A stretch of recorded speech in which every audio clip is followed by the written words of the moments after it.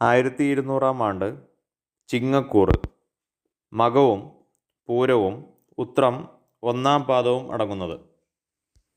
ഈ രാശിക്കൂറുകാർക്ക് ചാരവശാൽ വ്യാഴം 2025 മെയ് 14 വരെ 10-ലും അതിനുമേൽ 11-ലും, ശനി 2025 മാർച്ച് 29 വരെ 7-ലും അതിനുമേൽ അഷ്ടമത്തിലും, രാഹു 2025 മെയ് 18 വരെ അഷ്ടമത്തിലും, കേതു 2-ലും അതിനുമേൽ രാഹു 7-ലും, കേതു ജന്മത്തിലും സഞ്ചരിക്കുകയാകയാൽ ഈ വർഷം പൊതുവിൽ ദോഷാധിക്യം ഉള്ള കാലമാണ്.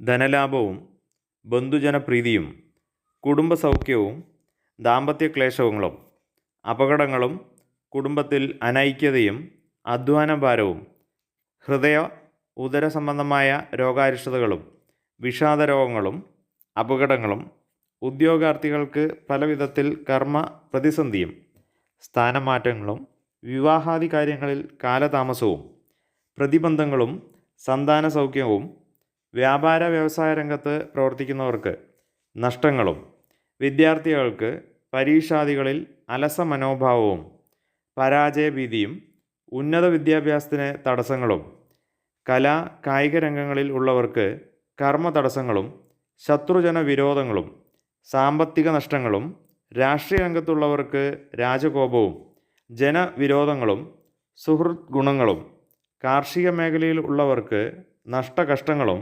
ധനക്ലേശവും വർഷാന്ത്യത്തിൽ സജ്ജന ബഹുമാന്യതയും കർമ്മപുഷ്ടിയും വിവാഹാദി മംഗളകർമ്മസിദ്ധിയും ധനധാന്യവർദ്ധനവും മനസ്സന്തോഷവും ഉദ്യോഗത്തിൽ സ്ഥാനക്കയറ്റങ്ങളും ഗൃഹ വാഹനാദി ലാഭങ്ങളും ഉണ്ടാകാവുന്നതാണ്.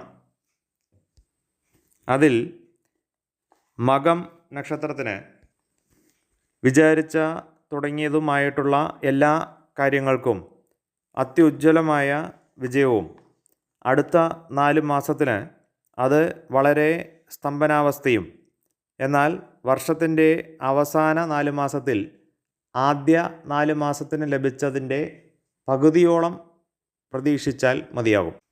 അടുത്തത് പൂരം നക്ഷത്രത്തിനാണെങ്കിൽ ഈ വർഷം പൊതുവിൽ എല്ലാ മാസവും സ്ഥിരമായ ആദ്യ 4 മാസത്തിലെ എന്താണോ അനുഭവം അതുതന്നെ ഈ വർഷ അവസാനം വരെ തുടർന്ന് പ്രതീക്ഷിച്ചാൽ മതിയാകും.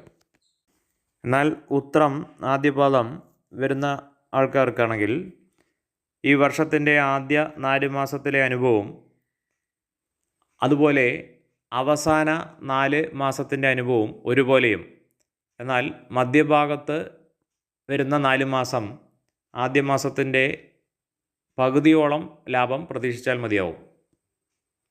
ശുഭം.